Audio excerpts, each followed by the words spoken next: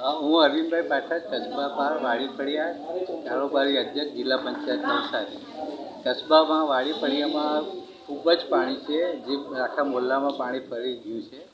મોહલ્લાની અંદર બી હવે ઘણા બધા ઘરમાં ઘૂસી ગયું છે અને પાણી વધવાની શક્યતા છે. તો આપણી ઘરની અંદર 20 થી 25 માણસોને આપણે આશરો આપ્યો છે અને એમનું ખાવા પીવાનું રહેવાનું બધી જ સગવડ આપણે કરી છે. એટલે વાડી ફળિયામાં કંઈ પ્રોબ્લેમ નથી અને વધારે પાણી આવે તો તે રીતે હવે સગવડ કરીશું.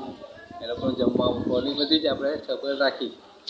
વહીવટીતંત્ર સાથે લોકો આવ્યા જ છે અને એ લોકો ખાલી એવું પૂછ્યું કે શિફ્ટિંગ કરવા જેવું છે, તમે ના પાડી કે શિફ્ટિંગનો કોઈ પ્રશ્ન જ નથી કે આપણી પાસે સગવડ છે એમ.